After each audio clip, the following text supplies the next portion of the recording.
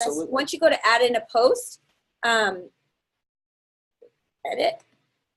you're going to see everything gets pre-loaded in here for you as a default. So if you wanted to just go ahead and click create post, you could, and you don't have to change a single thing. What we've really developed this for, though, a lot of you have heard us talk about this, that we don't preach canned content with everybody having the same thing on their website. And so what we really are excited about is the opportunity for you to come in here and customize it to your particular audience. But a couple things to point out. So the post title will be added for you, as well as the URL slug, which becomes the individual link that you can share on social media, things like that, that will take people to the article. You know, you can obviously change the publish date as well. And then right here in this little window, we're going to be able to see the actual post. You'll even notice that we've pre-formatted it with some different header styles for you, which are great for SEO and for scanning by your audience. And then as we move on down, you can see that we have the post excerpt, which is what will appear on your website as a little summary of what the post is about. We've even added featured images for you, as well as an SEO description, a social sharing thumbnail, and a social description. But again, you can completely customize these for your own use. So I'm going to go ahead and go out of this one and choose a different article just to kind of give you some tried and true examples here.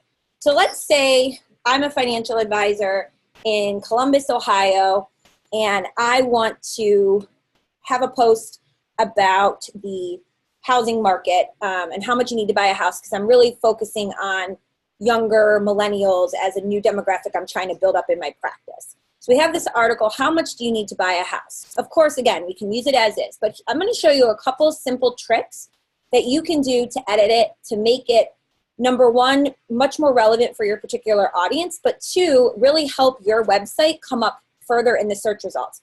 And this is just going to take a few minutes, and you're going to see what a difference it'll make. So the first thing we're going to do is we're going to change the title of the post to how much do you need to buy a house in Columbus, Ohio.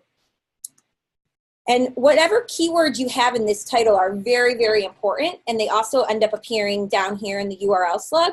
So keywords that are specific for your audience. You could even change it to how much does someone under 40 need to buy a house in Columbus, Ohio, right? So just depending on how specific you want to get. Then as we come down into the actual article here, we can do a few things that will, again, just help us, our site rank higher, but also help our audience, you know, think of the post as being really relevant and specific to them. So we can say, instead of out-of-pocket costs, we can say typical out-of-pocket costs in the Columbus area. So now we've again got that keyword right in there. If we go down to another section here, total cash needed, we can even say, you know, the average home price in Columbus in 2017 was $250,000. So again, we're just adding in a quick statement to help make the article more specific on your specific audience. So, you know, you may want to change this here, again, to be consistent. So you would then continue to change the numbers around. But again, it's just making it more optimized for your audience. And then if you go down to this section here, how much house can you afford? And we have having a formula is nice. However, what you can afford to what you can afford to buy will vary depending upon where you are buying. So we could change this to upon which suburb in Columbus you are buying. And then we might say something like, you know, your spending habits, the cost of living we could take out because we know where they are, your overall financial health, and then we might go into here something, you know, currently it seems the most popular housing market is in Dublin.